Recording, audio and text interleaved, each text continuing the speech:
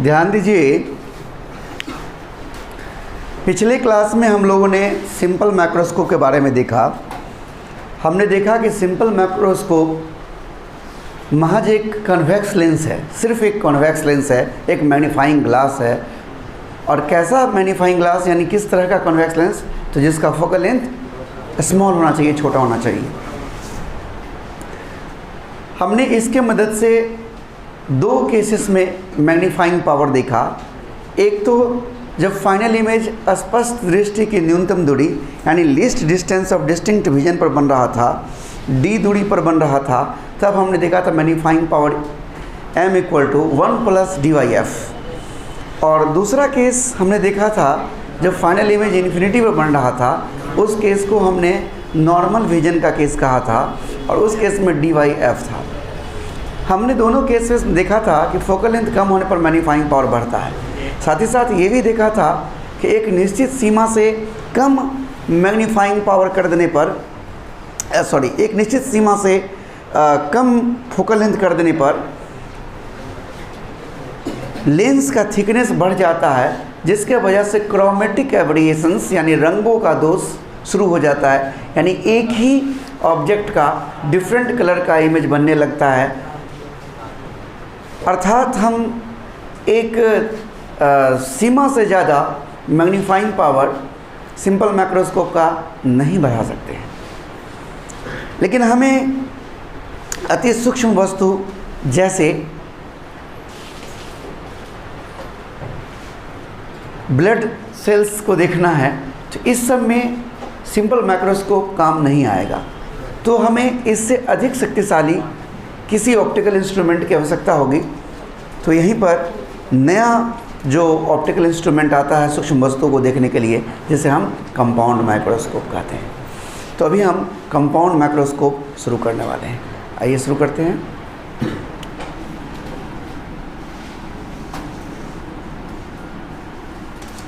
Compound microscope, इसको हिंदी में संयुक्त सूक्ष्मदर्शी कहते हैं। इसको हिंदी में संयुक्त सूक्ष्मदर्शी कहते हैं।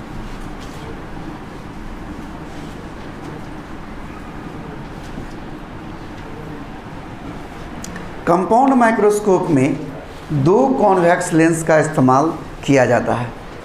कंपाउंड माइक्रोस्कोप में दो कॉन्वेक्स लेंस का इस्तेमाल किया जाता है। एक जो वस्तु के नज़दीक होता है उसे ऑब्जेक्टिव लेंस कहते हैं, और दूसरा जो आँख के नज़दीक होता है उसे आईपीस कहते हैं। जो वस्तु के नज़दीक होता है उसका फोकल लेंथ और एपर्चर छोटा होता है, जबकि जो आँख के नज़दीक होता है उसका फोकल लेंथ और एपर्चर बड़ा होता है। पहले हम इतनी बात लिख लेते हैं, फिर हम आगे बढ़ते हैं। तो हमने भी देखा कि a compound microscope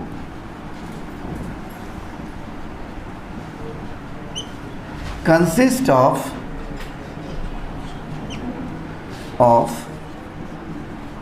to coaxial, मतलब एक ही एक्सिस पर कहना ज़्यादा अच्छा होगा, two coaxial convex lenses, two coaxial यानी एक ही एक्सिस वाला convex lenses. One is closer to object called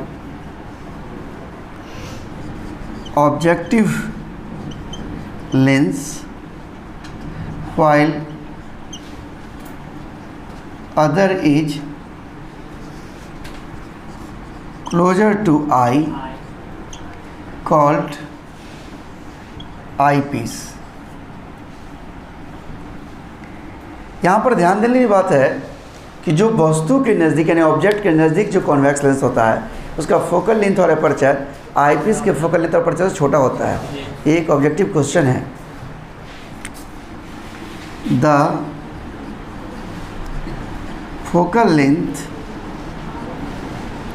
and aperture of objective lens is smaller than focal length and aperture of eyepiece। ठीक है, हम यहाँ पर एक डायग्राम बना लेते हैं।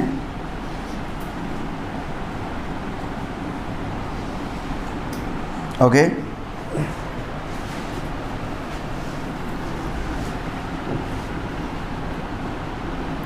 अभी हम इसका कंस्ट्रक्शन, आप कह सकते हैं कंस्ट्रक्शन का काम कर रहे हैं। वैसे ये सारी बातें कंस्ट्रक्शन के अंतर्गत कही जा सकती है।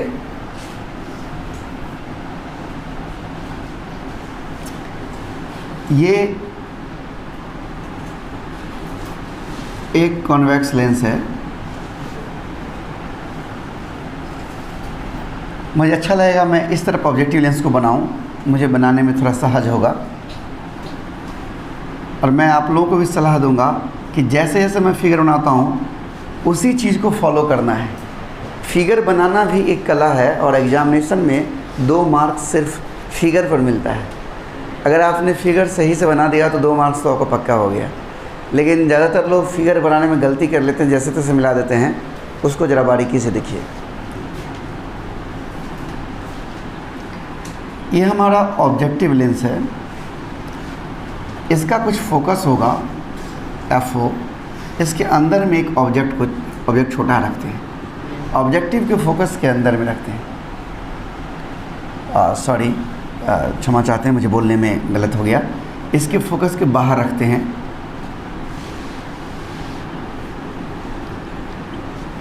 यहाँ पर ऑब्जेक्ट को रखते हैं, ऑब्जेक्टिव के फोकस के बाहर। ये हमारा AB कोई ऑब्जेक्ट है। अब यहाँ से देखिए, ऑब्जेक्टिव के फोकस के बाहर ऑब्जेक्ट है।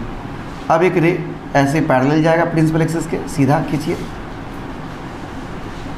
और एक यहाँ से लीजिए, यहाँ वाला लीजिए ऐसे सीधा। कितना बड़ा बनाना है इमेज, यहाँ पर इतना बड़ा, इतना यहाँ पर छोड़ दिए, मतलब इतना बड़ा बनाना है। और आगे बढ़ाएंगे तो और बड़ा, जितना बड़ा बनाना हो आपके ऊपर है। तो मुझे लगता है कि इतना बड़ा मेरा ठीक है, तो मैं इतना ही बड़ा बनाता हूँ। और यहाँ से ये इसको यहाँ मिला देंगे। देखिए, पहले मैंने इसको खींचा, इसके बाद यहाँ से इसको मिलाया। ये हमारा तय हो गया है कि इतना बड़ा हमारा यहाँ पर AB का इमेज बना। ये वास्तविक इमेज है, रियल एंड इन्वर्टेड। यानी ऑब्जेक्टिव के द्वारा जो इमेज बनता है वो रियल है, वास्तविक और इन्वर्टेड उल्टा है। A', ये हमारा इस ऑब्जेक्ट AB का जो सूक्ष्म वस्तु था, इसके तुलना में ये बड़ा साइज का है। देख रहे हैं, वो इमेज बना। अब हम एक दूसरा लेंस लेते हैं जिसको आईपीस कहते हैं। उसका साइज इससे बड़ा होगा और उसको इस प्रकार से व्यवस्थित करेंगे कि उसके फोकस के अंदर में ये A' B' आ जाए। तो थोड़ा पास करके मैंने बनाया और थोड़ा बड़ा बनाया, आप देख सकते हैं। बड़ा थोड़ा दिख रहा होगा आपको। ऑब्जेक्टिव से बड़ा आईपीस होना चाहिए। ये हमारा आईपीस है। अब फाइनल इमेज कितना बड़ा बनाना हो पहले आप तय कर लो, आप पर है। फाइनल इमेज को जब भी बनाइए तो इस लेंस के इधर बनाइए, यहाँ बनाइए, इधर बनाइए, थोड़ा तो यहाँ बनाते हैं। पहले ही तय कर लेते हैं इतना बड़ा चलेगा। और बड़ा बनाऊंगा तो फिर लिखने का जगह नहीं बचा, इसलिए मैं इतना ही बड़ा बनाता हूँ। ये हमारा A'' और ये B'', ये फाइनल इमेज है। पहले मैंने इमेज बना लिया है। देखिए डायग्राम खींचने का तरीका। अब यहाँ से इसको मिलाते हुए लेकिन अभी ये लेंथ तय नहीं होगा, ये लेंथ अभी तय नहीं करेंगे। इसको मिलाते हुए लाइन खींचेंगे, वो कहाँ तक आता है। तो ये जगह मैंने तय कर लिया कि हमको यहाँ इमेज बनाना है। अभी कितना लंबा होगा ये तय होगा। यहाँ से इसको मिला करके हम एक लाइन खींच लेते हैं। देखिए ऐसे बढ़ा दिए। अब यहाँ से इसको हम डॉटेड लाइन से बढ़ाएंगे।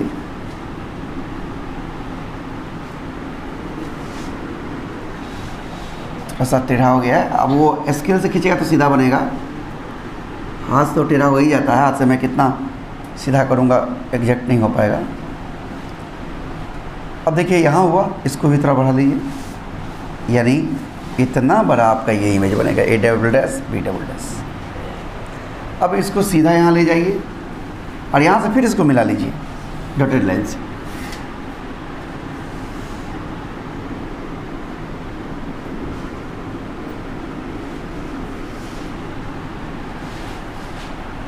और इसको आगे बोल्ड लगा दीजिए और यहीं पर आंख रख करके हम लोग देखने का काम करते हैं। ये हमारा इसका रे डायग्राम। देखिए मैंने सबसे पहले क्या खींचा था, एक कॉन्वेक्स लेंस खींचा, उसके फोकस के बाहर ऑब्जेक्ट AB को रखा, उसका एक image A dash B dash बनाया जो कि इसके तुलना में थोड़ा बड़ा साइज़ का होना चाहिए।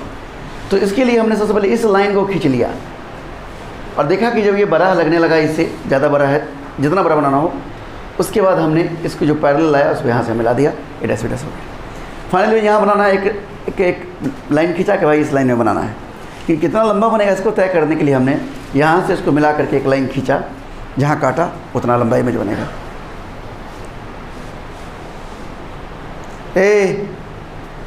है क्लास में पूरे नींद में है। और यहाँ से एक रह गया, देख रहे हैं, तो इसको भी हम यहाँ से इसको मिला देते हैं, फिर दोनों को आगे बढ़ा देते हैं, हो गया।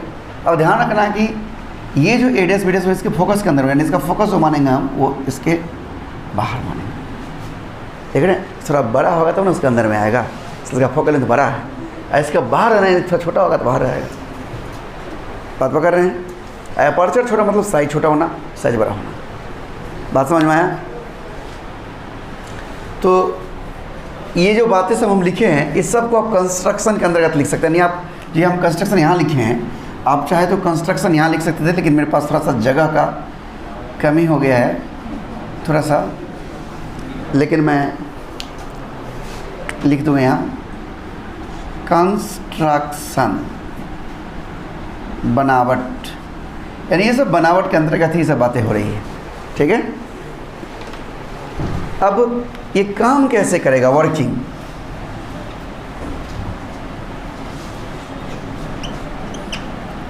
तो ध्यान दीजिए, ऑब्जेक्ट AB को ऑब्जेक्टिव लेंस के फोकस के बाहर रखते हैं और उसका वास्तविक और उल्टा image A dash B dash बनता है। कैसे लिखेंगे, object AB is placed outside the focus of objective lens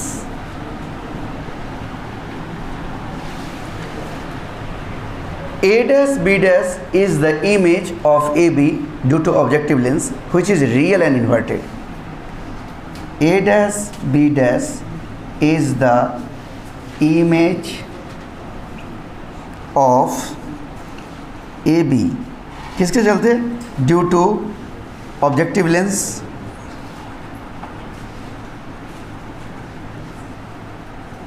which is real and inverted, उल्टा है।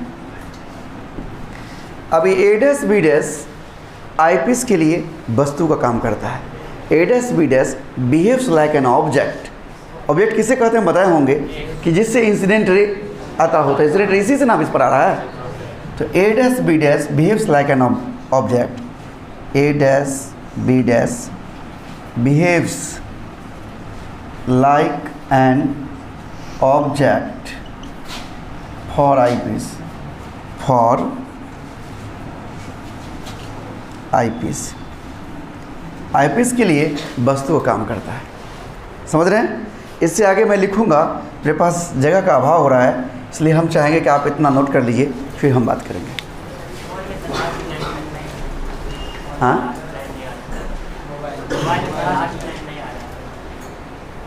क्या नहीं आ रहा है?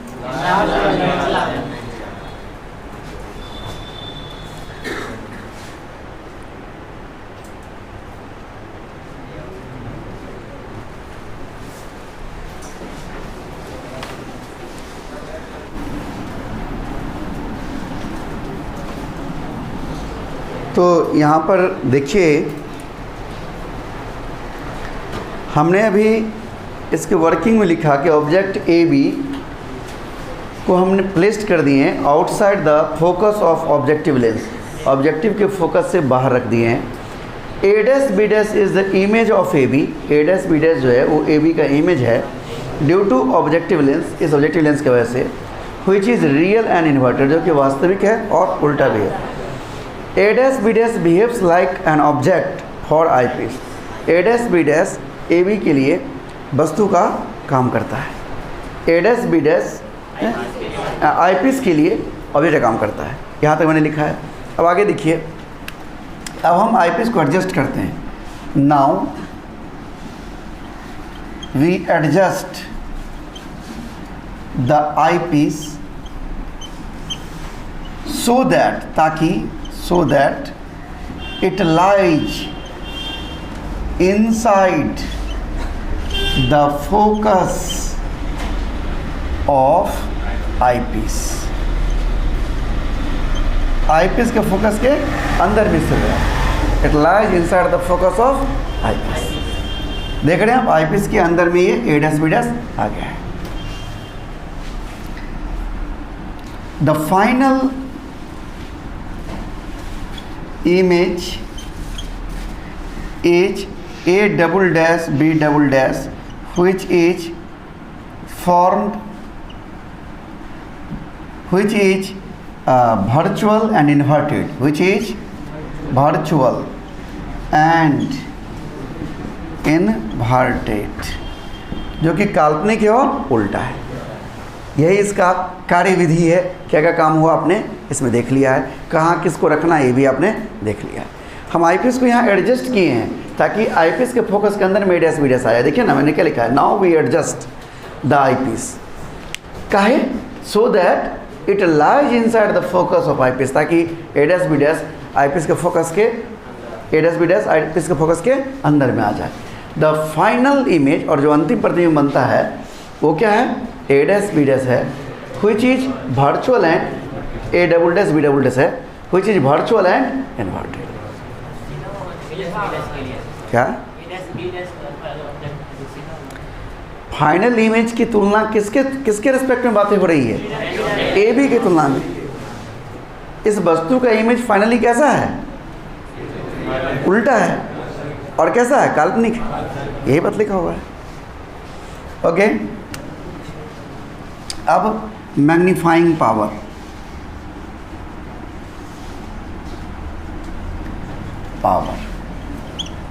सबसे महत्वपूर्ण चीज़ मैग्नीफाइंग पावर ही है। बाकी जितना भी चीज़ लिखी है उसमें सबसे महत्वपूर्ण चीज़ यही है, और एग्जाम में प्रायः यही चीज़ पूछता है। तो आप जानते हैं कि सबसे पहले ऑब्जेक्ट को कहाँ पर रखेंगे, डी पर, स्पष्ट दृष्टि की न्यूनतम दूरी पर। और जब हमें वो कितना एंगल बना रहा है हमारे आँख पर, वो हम मेजर कर लेंगे। फिर हम उस वस्तु को माइक्रोस्कोप की मदद से देखेंगे, और फाइनल इमेज हमारे आँख पर कितना कोण बना रहा है वो देखेंगे। और फाइनल इमेज की तरफ बना गया एंगल बट ऑब्जेक्ट की तरफ बना गया एंगल का रेशियो, वही मैग्नीफाइंग पावर होता है। मैंने कल बताया था। यहाँ देखिए, मैं थोड़ा जगह बचाने के लिए इसको दो पार्ट में बांट लेता हूँ।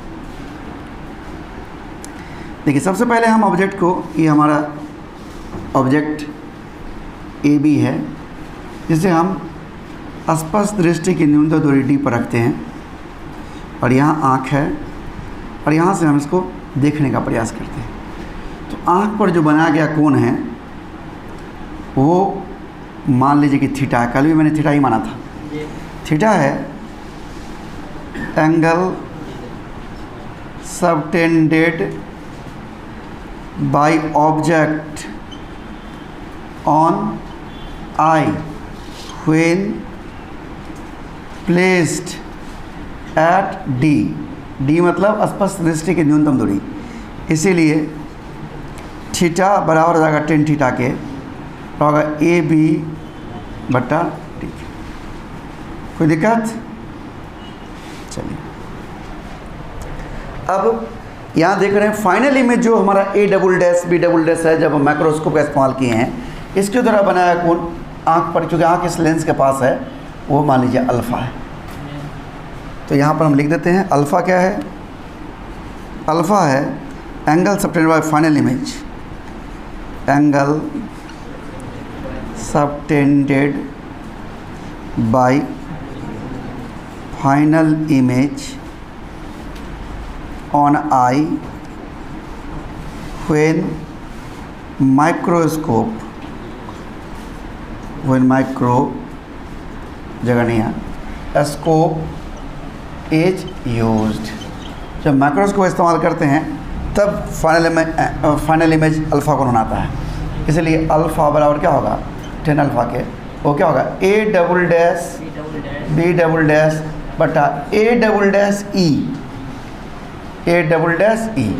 अब वो बराबर किसके होगा, तो A डैश B डैश अब बटा, देखिए ये ऑब्जेक्ट है A डैश B डैश किसके लिए, आई पीस के लिए, यानी ये जो दूरी होगा वो क्या होगा यू ई, U मतलब ऑब्जेक्ट डिस्टेंस और E मतलब आई पीस के लिए यू ई। तो हम क्या लिखेंगे A डैश B डैश बटा यू ई।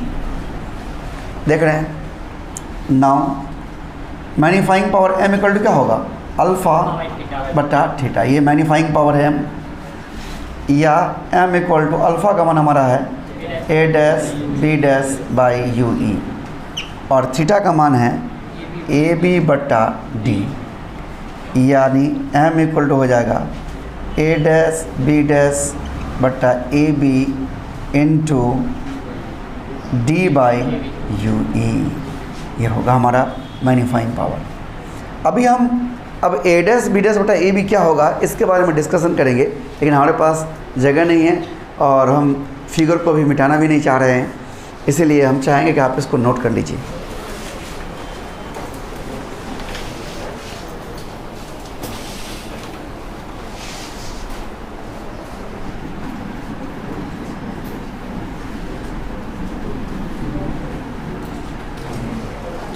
अभी हमने देखा कि M equal to A dash B dash बटा A B into D by U E है। अब पहले A डैश B डैश क्या ये समझते हैं। देखिए ऑब्जेक्टिव के लिए इमेज है A डैश B डैश और ए बी ऑब्जेक्ट है, यानी इस ऑब्जेक्टिव के लिए इमेज के साइज बटा ऑब्जेक्ट का साइज है, यानी मैग्नीफिकेशन है ऑब्जेक्टिव का, समझ रहे हैं। देखिए A डैश B डैश बटा A B is size of image due to objective divided by size of object due to objective, ये है यानी MO है ये, यानी magnification of objective lens, magnification of objective lens, objective lens ये है हमारा। और D by U E, generally image अगर हम डी पर बनाते हैं स्पष्ट दृष्टि दूरी पर, तो इस आई पीस के लिए ऑब्जेक्ट का डिस्टेंस है यू ई, और अगर हम फाइनल इमेज को हम डी पर बनाएं तो इमेज डिस्टेंस है डी, यानी वास्तव में डी बाई यू ई जो है ये हमारा आई पीस के लिए मैग्नीफिकेशन है, मैग्नीफिकेशन ऑफ आई पीस।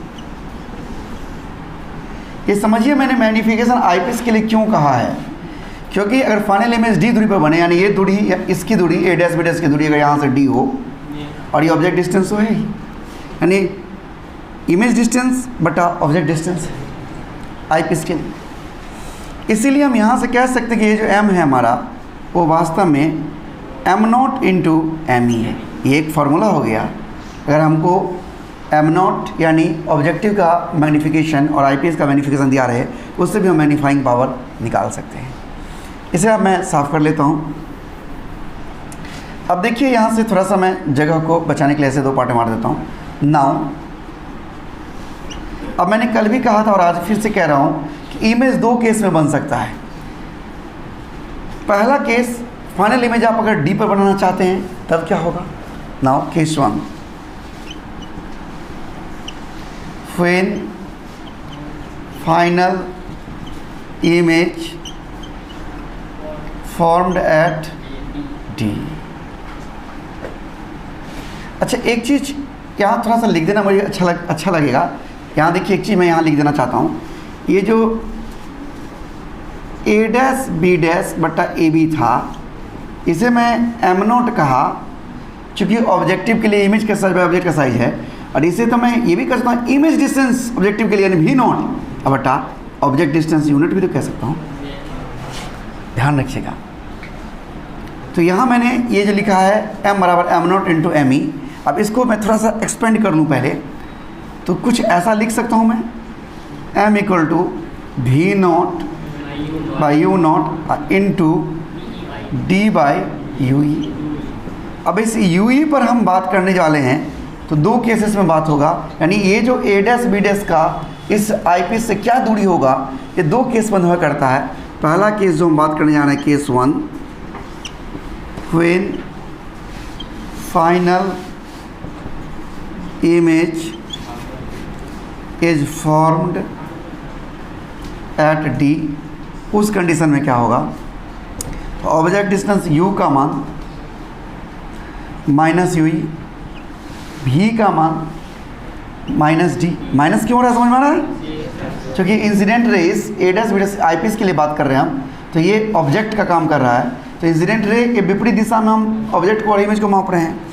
अब चाहे तो यहाँ पर एक शब्द और लिख सकते हैं, फॉर आई पीस। ये बातें हो रही है किसके लिए, आई पीस के लिए, फॉर आई पीस के लिए u बराबर माइनस यू ई, भी बराबर माइनस डी, और f बराबर तो एफ ई, आई पीस का फोकल लेंथ एफ ई मतलब आई पीस का फोकल लेंथ क्या होगा, 1 by V minus 1 by U equal to 1 by F, यानी 1 बाई वी का मान minus D minus minus U E equal to 1 by F E. ये plus हो जाएगा 1 बाई यू ई बराबर, इसको उधर ले जाइए, 1 by D plus 1 by F ई। देखिए 1 बाई यू ई का मान निकल चुका है। अब इसमें हम डाल दें तो क्या होगा, इसीलिए m इक्वल टू क्या हो जाएगा, देखिए गौर से, तो V not by U not तो है ही, इंटू डी, और डी के गुना में वास्तव में क्या है 1 बाई यू ई है, डी बाई यू ई मतलब क्या हुआ, यानी इसको हम लिख सकते हैं V not by U not into D, और 1 बाई यू ई को लिखेंगे 1 by D plus 1 by F E, इस डी से मल्टीप्लाई कर दें तो m इक्वल हो जाएगा V not by U not into 1 plus D by F. ये हमारा मैग्नीफाइंग पावर निकल गया उस कंडीशन में जब इमेज हमारा डी पर बन रहा है, और उस केस में यू ई का मान यहाँ से निकल सकता है। देख रहे हैं, दूसरा केस मैंने कल भी कहा था कि सब में ये इस तरह से केस होगा। फाइनल इमेज कहाँ पर है, इन्फिनिटी पर। व्हेन फाइनल इमेज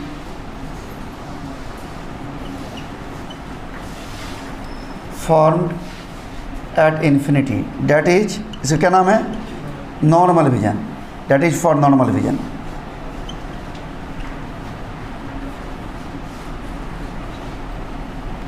तो इस कंडीशन में u का मान तो वही माइनस यू ही, अब v का मान इन्फिनिटी हो जाएगा, और फोकल लेंथ f बराबर एफ ही। यहाँ पर सॉल्व कर दीजिए, 1 by V minus 1 by U equal to 1 by F लगाइए, और जब सॉल्व करिएगा तो आप पाइएगा कि यू ई बराबर क्या आएगा, एफ ही।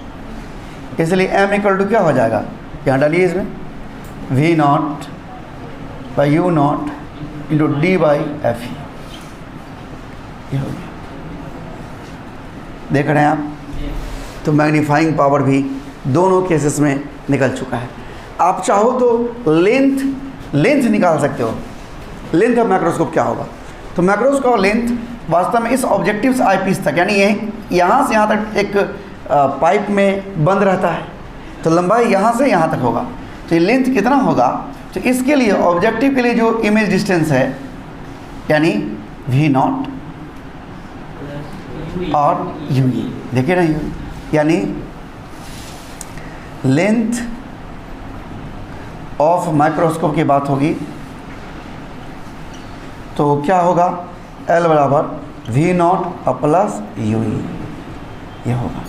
अब यू ई का मान दो केसेस में, यानी जब फाइनल इमेज डी पर बन रहा हो तब यहाँ से यू ई का मान जो होगा वो डाल दीजिए, और जब इन्फिनिटी पर फाइनल इमेज बनेगा तो उस केस में जो यू ई का मान होगा, हमने निकाला यू ई बराबर एफ ई, कहीं पर लिखा है यू ई बराबर एफ ई, तो वो डाल दीजिएगा, यू की जगह एफ ई डाल दीजिए। इस प्रकार से आप लेंथ भी जान जाएंगे, और लेंथ पर बेस्ड कई सारा न्यूमेरिकल्स भी मिलेगा, तो इसको नोट कर लीजिए। और आज हम यहीं तक रखेंगे, ये पूरा हो चुका है।